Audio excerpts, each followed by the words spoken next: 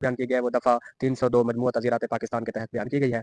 तो इस हवाले से मैं इसके 2-3 पॉइंट हैं जिसके ऊपर मैं आपके साथ बात करूँगा। इसका पहला पॉइंट है क़सास, उसके बाद इसमें दियत भी होती है और अगर ये दोनों सूरतें ना हो तो इसमें बतौर ताज़ीर मतलब ताज़ीरात पाकिस्तान के तहत भी वैसे मैं इसके 2-3 पॉइंट हैं जिसके ऊपर मैं आपके साथ बात करूँगा। इसका पहला पॉइंट है क़सास, उसके बाद इसमें दियत भी होती है और अगर ये दोनों सूरतें ना हो तो इसमें बतौर ताज़ीर मतलब ताज़ीरात पाकिस्तान के तहत भी हम इसकी जो सज़ा है वो मुकर्रर कर सकती है अदालत।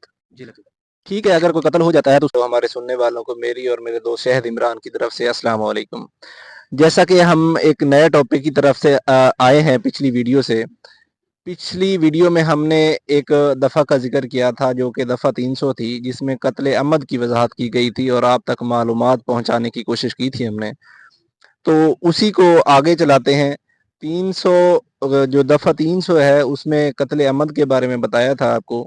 अब इसकी जो अगली दफ़ा है उसके बारे में हम आपको बताने जा रहे हैं कि जब कत्ल हो जाता है या ये जो जुर्म है वो सरज़द हो जाता है तो उसकी सज़ा क्या है और उसकी सज़ा के लिए कौन सी दफ़ा लगती है। तो हम चलते हैं अपने दोस्त शहद भाई की तरफ से कि वो हमें बताएं कि जब कत्ल हो जाता है तो उसकी सज़ा की जो दफ़ा है वो कौन सी दफ़ा है या उसकी क्या सज़ा है, क्या तरीक़ाकार है उसका। जी, बिस्मिल्लाहिर्रहमानिर्रहीम। और जैसा कि हमने आप लोग के साथ पिछले वीडियो में शेयर किया था कत्ल के बारे में, तो आज आपने जो नेक्स्ट टॉपिक रखा है वो है कत्ल की सज़ा। तो इसकी जो तारीफ़ है, इस कत्ल की सज़ा के बारे में जो वज़ाहत बयान की गई है वो दफ़ा 302 मजमूआ तज़ीरात पाकिस्तान के तहत बयान की गई है। तो इस हवाले से मैं इसके 2-3 पॉइंट हैं जिसके ऊपर मैं आपके साथ बात करूँगा। इसका पहला पॉइंट है क़सास, उसके बाद इसमें दियत भी होती है और अगर ये दोनों सूरतें ना हो तो इसमें बतौर ताज़ीर मतलब ताज़ीरात पाकिस्तान के तहत भी हम इसकी जो सज़ा है वो मुकर्रर कर सकती है अदालत। जी लतीफ़। ठीक है, अगर कोई कत्ल हो जाता है तो उसकी सज़ा 302 है जैसा कि आपने बताई। 302 के तहत 302 में हाँ जी, 302 के तहत होती है। उसमें ताज़ीरा 3 चीज़ें फिर आगे हैं, क़सास है, ताज़ीरात है और जो है दियत है। तो ताज़ीर के तहत जो 302 का जो कत्ल हो जाता है या जुर्म हो जाता है तो उसकी कितनी सज़ा हो सकती है? जी, लतीफ़ भाई ये एक अहम पॉइंट है और इसके बारे में ना मतलब कि जो हमारे लोग हैं क्योंकि ज़्यादातर ऐसे इंसिडेंट या वक़ूए जो है वो देहातों में भी होते हैं, तो लोग लाइल्मी का शिकार हो जाते हैं।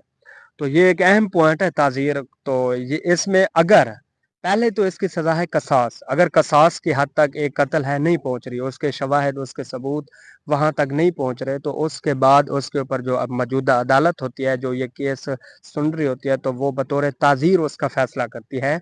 तो बतौर ताज़ीर इसमें जो सज़ा है वो कम अज़ कम 25 साल तक हो सकती है, कि जिसके तहत एक अदालत अपना फ़ैसला सुनाती है कि इसको कम अज़ कम 25 साल तक सज़ा दी जा सकती है। जी। ठीक है। इसमें एक और टर्म का इज़ाफ़ा आपने किया है, बताइए इसमें 302 में क़सास। जी, बिल्कुल। तो हमारे देखने वालों को बताइए कि क़सास क्या है?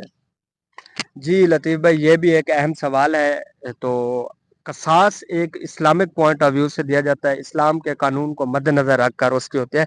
क़सास का मतलब है कि जो या जिस तरह आपने एक बंदे को कत्ल किया है या एक बंदे को जो किया है, वही अमल उसके साथ सेम टू सेम दोहराया जाए तो उसे हम क़सास कहते हैं। मतलब कि कत्ल का बदला कत्ल ही होगा, तो इसको हम क़सास कहते हैं। और इसमें इस्लामिक पॉइंट ऑफ व्यू से कोई रियायत नहीं होती। अगर जो कातिल मकतूल के जो वर्सा उसके वर्सान है, अगर वो कंप्रोमाइज़ नहीं करते, वो रियायत नहीं दे रहे, वो सुलह नहीं कर रहे, तो उसका फिर क़सास का बदला क़सास होगा, मतलब उसको आगे कत्ल ही किया जाएगा या उसको सज़ाए मौत सुनाई जाएगी।